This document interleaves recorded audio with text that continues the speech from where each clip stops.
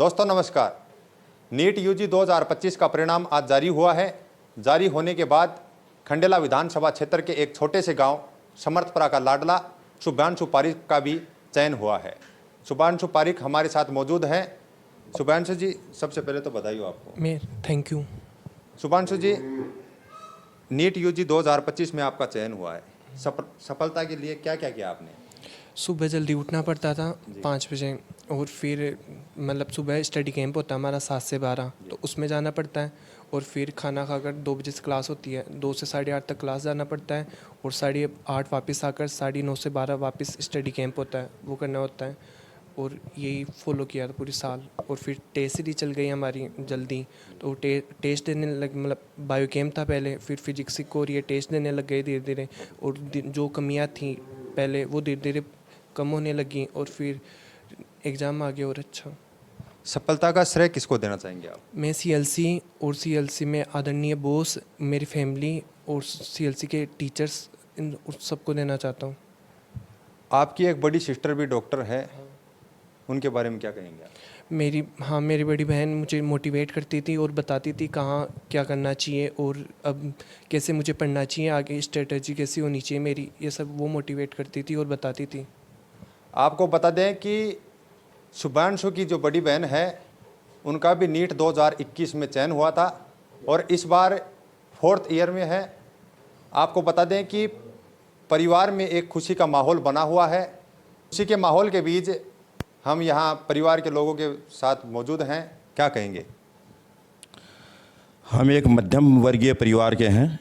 पिताजी मेरे बिजनेस करते थे। उन्होंने हम सबको बहुत अच्छी शिक्षा, दीक्षा और संस्कार दिए, लेकिन संयोग से उस समय नौकरी का इतना चार्म नहीं था, तो हम लोग तो सर्विस नहीं कर पाए। अब ये पोते लोग जो हैं, इनके लिए बचपन से हमको प्रयास था, क्योंकि ये आगे बढ़ेंगे तो परिवार का भी नाम होगा। इनको अच्छे संस्कार दिए, अच्छी शिक्षा के लिए अच्छी स्कूलों में भेजा।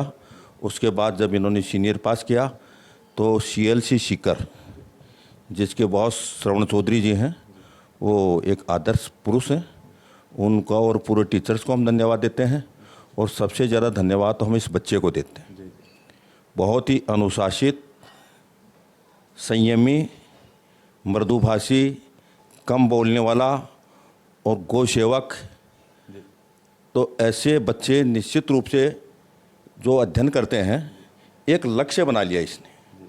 उसमें इसकी बहन का भी योगदान है, लेकिन इस बच्चे ने जितनी कठोर मेहनत की है, परिवार सिर्फ पढ़ा सकता है, एक रास्ता बता सकता है, लेकिन उस रास्ते पर चलना और कठिन संघर्ष करना, क्योंकि आज के युग में जहां 20-22 लाख बच्चे बैठते हों और उसमें मुश्किल से 25-30 हज़ार बच्चों का सिलेक्शन होना हो, तो बहुत ही कठिन काम है। तो इन कठिन परिस्थितियों में बच्चे ने दिन रात एक करके न दिन को दिन समझा, न रात्रि को रात्रि। होली दिवाली भी घर पर नहीं आता था, तो आज इस मुकाम पर ये पहुंचा है, तो मन प्रसन्न है। शब्दों के परे है, जो भी हम बोलना चाहते हैं बोल नहीं सकते हैं, लेकिन दिल बहुत ही आह्लादित है। और बच्चे में ऐसे संस्कार पड़े हैं, हमको पूरी उम्मीद है कि ये अच्छी कॉलेज इसको मिल जाएगी, ये पूरा कन्फर्म है। उसके बाद में हमारा मोटिवेशन यही होगा कि बच्चा आगे जाके सेवा भावी करे, गरीबों की, मजलूमों की सेवा करे, बीमारों की सेवा करे।